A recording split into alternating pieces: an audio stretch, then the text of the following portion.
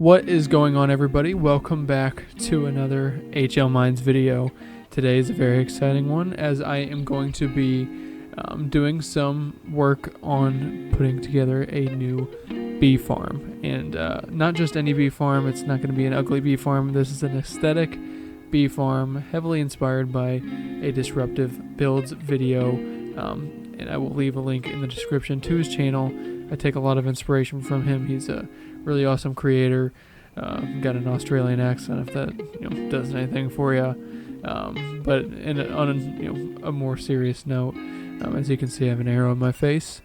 I got attacked by some pillagers before recording this, so don't mind that. But I'm really excited, and actually the reason behind this build in general was, as you guys likely saw in the previous video, I built a nice lava factory, which is my lava farm, and what I have been using in some of my detailing within that is a lot of copper.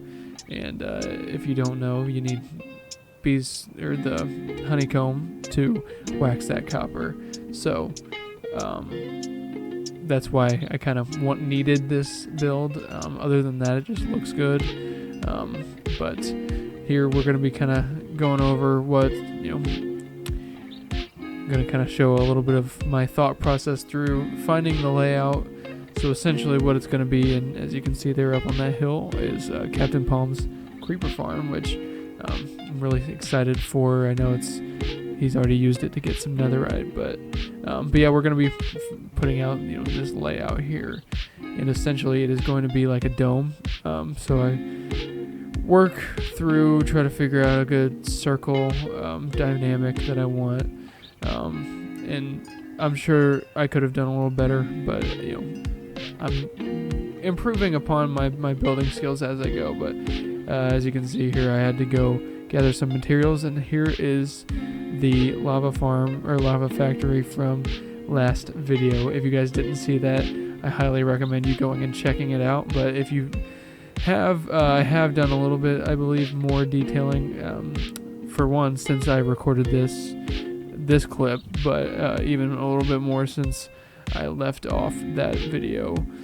I certainly add a little bit more of the copper accents, a little more of the trapdoors, and then some a little bit extra on the back wall, which I will show you in a future video. But no, I really like how it turned out. I'm actually about where those chests are, where my right next to the right of that build. I actually have another build in the works right now, and it's going to be very good for me as far as an efficiency and usefulness standpoint, having those two builds back there.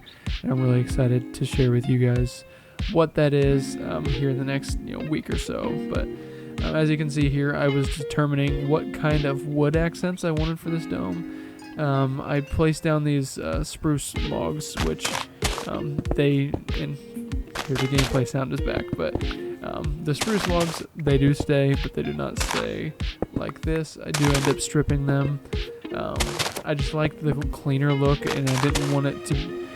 I wanted it to be a little bit darker than the oak logs that I had on the greenhouse, but I wanted it to be, I wanted it to be lighter than these spruce. So I ended up with that, and I really like how it ends up turning out. So just placing in a bunch of these initial glass blocks, and then I'm going to be pushing it up, building out the dome. And I hope you guys like this time lapse. I figured it would be better than showing you guys the entire process. And I know a lot of people, at least myself, whenever I'm watching a build, I like a nice cinematic time lapse, but there are times where I want to maybe see how they did some things in a little bit slower paced. And while this is obviously still a sped up time lapse, it's still first person, and you can see where these blocks are being placed. You can always slow it down yourself and really get a better feel for, how did they do that technique or whatever. So let me know what you guys think of that. But I also had a question for you guys. So I'm kind of trying some things out with this YouTube thing on at least Minecraft channel. And I had a couple of questions as far as what you guys would potentially be fine with, watching. So more specifically, there are times where I want to play, and I feel like personally recording gives me a little bit more motivation to play, but you want to be doing something that is worthy of a video.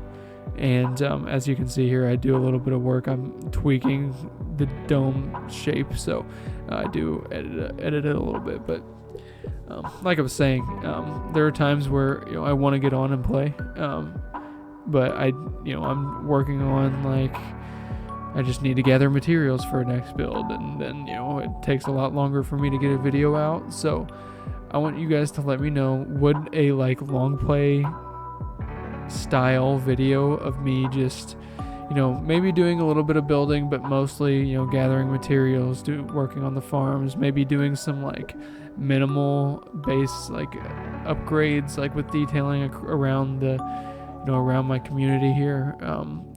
Is that something that would be intriguing to you? It would be like a long form video, no commentary, just me in the game, playing.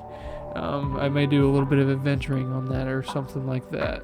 Let me know what you guys think, and even if nobody says they want to watch it, I'm thinking about doing it anyways, because there are times where I don't want to record, or at least put the effort into being on, as far as commentating or having to put in a ton of effort with editing, because I just simply don't have time. I work full time.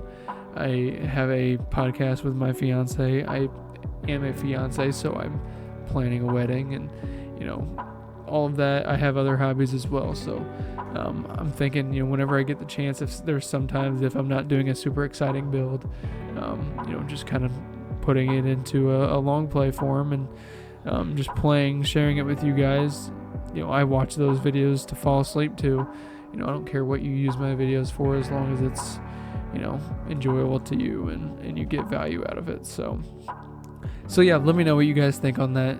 It's just something I have been contemplating, and obviously I had this video planned and recorded, and I'm halfway through my next video as well. So definitely not something that's gonna happen tomorrow by any means, but man, these voiceovers get me yawning. But yeah, definitely not going to be something happening by tomorrow or anything like that. But I did want to just run that by you guys, see what you think. And yeah, let me know if you guys have any other ideas of content, builds you want me to do, or even if it's just tips on how to make my videos better. Because I've done some YouTube. It was never gaming related, especially not Minecraft. So editing these has been a bit newer for me. Open to any feedback that you guys have. And you know what? Like I said, I've got a lot of really nice comments already. Oh, and I'm going to shut up for this piece. Just watch this.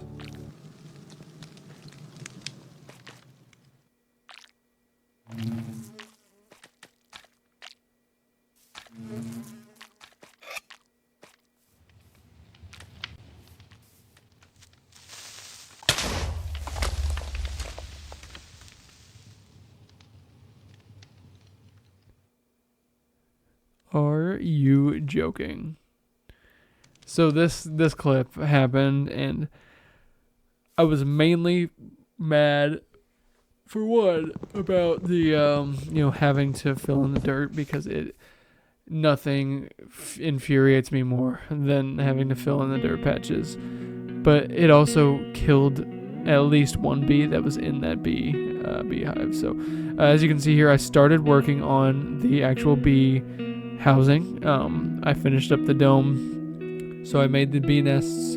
I put a campfire 1 block down in the ground, and then an oak trapdoor over top so that the smoke filters through it, and then the beehive or the bee nest on top. What that does is it kind of calms the bees that are in there, which allows you to collect their honey in their bees in their honeycomb, without them getting mad at you. So like I said, like I did there, I put that under there so that bee would not attack me, and then I collected the honeycomb. So I did that on each of the 3 of these different beehives that I put in here.